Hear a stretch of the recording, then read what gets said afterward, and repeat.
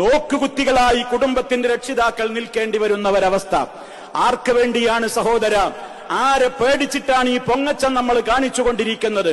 നമ്മൾ മനസ്സിലാക്കുക, അല്ലാഹു സുബ്ഹാനഹു വ തആല പറഞ്ഞൊരു കാര്യമുണ്ട്, ഇന്നഹു ലാ യുഹിബ്ബുൽ മുസ്രിഫീൻ. പൊങ്ങച്ചക്കാരെയും ആർഭാടക്കാരെയും അതിരുകവിഞ്ഞ് ചെലവാക്കുന്നവരെയും അല്ലാഹു ഇഷ്ടപ്പെടുന്നില്ല എന്ന് പറയാനും എളുപ്പമാണ്. ഓരോരുത്തരുടെയും വീടുകളിൽ വിവാഹം വരുമ്പോൾ ആയത്തുകൾ മറക്കുന്നു, ഹദീസുകൾ മറക്കുന്നു. അപ്പുറത്തുള്ളവന്റെ വീട്ടിലെ വിവാഹത്തെ വിമർശിക്കുവാൻ എളുപ്പമാണ്. അവരവർക്ക് നിയന്ത്രിക്കുവാൻ സാധിക്കുമോ എന്നാണ് ചോദിക്കുവാനുള്ളത്. പ്രശ്നങ്ങൾ പറയലല്ല ഇന്നത്തെ ഖുതുബയിൽ ഞാൻ ഉദ്ദേശിക്കുന്നത്. പ്രശ്നങ്ങൾ എമ്പാടും നിങ്ങൾക്കൊക്കെ അറിയാം.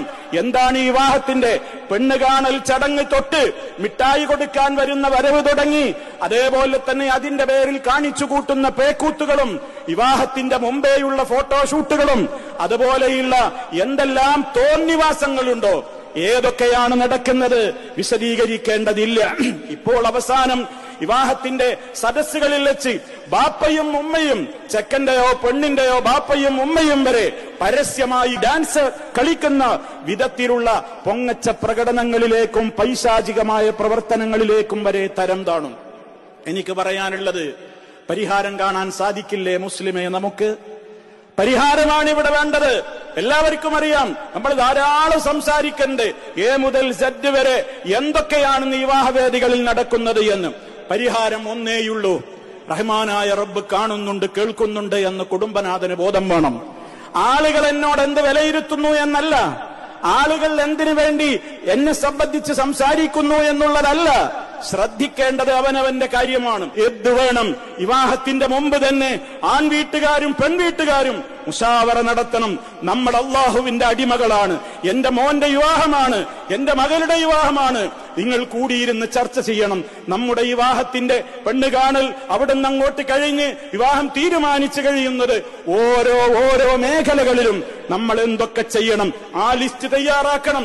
അള്ളാഹുവിന് ഇഷ്ടമില്ലാത്തത് വെട്ടിക്കളയണം. അയൽക്കാർക്ക് ഇഷ്ടമാണ്, മകനിഷ്ടമാണ്, മകൾക്കിഷ്ടമാണ്, കൂട്ടുകാരികൾക്കിഷ്ടമാണ്, കൂട്ടുകാർക്കിഷ്ടമാണ്. അതൊന്നും ഇവിടെ പ്രശ്നമല്ല, വെട്ടിക്കളയണം. അങ്ങനത്തെ വിവാഹത്തിൽ മതി നമ്മൾ ആ നിലക്ക് ഗൗരവത്തോടുകൂടെ പ്രിയമുള്ളവരെ ഈ വിഷയത്തിൽ ചിന്തിക്കണം. അതല്ലെങ്കിൽ പൈശാചികമായ കൂത്തരങ്ങുകളായി ഏറ്റവും മനോഹരമായ അള്ളാഹുവിന് നന്ദി പറയേണ്ടുന്ന ആ ഒരു ദിവസം ഇന്ന് അവസാനിച്ചു പോകുന്നൊരവസ്ഥയാണ് കാണാൻ സാധിക്കുന്നത്. എല്ലാവരും എന്ത് ചെയ്യാണ്? പരസ്പരം കുറ്റപ്പെടുത്തുന്നതിൽ കാര്യമൊന്നുമില്ല. ഓരോരുത്തരും പരിഹാരം കാണുക, അത് മാത്രമേ നമ്മുടെ മുമ്പിൽ നിർവാഹമുള്ളൂ. ഹദീസുകളും ആയത്തുകളും നിരവധിയാണ് സഹോദരങ്ങളെ. അതുകൊണ്ട് തന്നെ എത്രയെത്ര വിവാഹങ്ങൾ മുടങ്ങുന്നു, ബറക്കത്തുകൾ നഷ്ടപ്പെട്ടു പോവുകയാണ്. വിവാഹ ജീവിതം ചിലപ്പോൾ മുന്നോട്ടൊക്കെ പോകുന്നുണ്ടാകും, വളരെ വളരെ വളരെ വിഷമങ്ങൾ സഹിച്ചുകൊണ്ട് നീറുന്ന വേദികളായിക്കൊണ്ട് മാറുന്നുണ്ടാകും. എനിക്കിത്രയേ പറയാനുള്ളൂ എന്റെ പ്രിയപ്പെട്ടവരോട്. ഞാൻ ഈ പറഞ്ഞ പരിഹാരമേയുള്ളൂ, ഞാൻ ഈ പറഞ്ഞ ഒറ്റ പരിഹാരമേയുള്ളൂ. പടച്ചറമ്പുരാനെ ഓർത്തുകൊണ്ട് വത്തഖുല്ലാഹ്, നിങ്ങൾ അല്ലാഹുവിനെ സൂക്ഷിക്കണേ. വഅലമൂ, നിങ്ങൾ അറിയണം, അന്നകും മുലാഖൂഹ്, നിങ്ങൾ അവനെ കണ്ടുമുട്ടാനാണ് മരണശേഷം പോകുന്നതെന്ന്. ആ ബോധം നിലനിർത്തിക്കൊണ്ട് കുടുംബങ്ങൾ മുശാവറ നടത്തി ഞാൻ നേരത്തെ പറഞ്ഞ പരിഹാരത്തിലൂടെ എത്തിച്ചേർന്ന് വിവാഹം ഏറ്റവും ശോഭനമായ, റബ്ബിന് തൃപ്തികരമായ രൂപത്തിലാക്കി തീർക്കുവാൻ ശ്രമിക്കുക.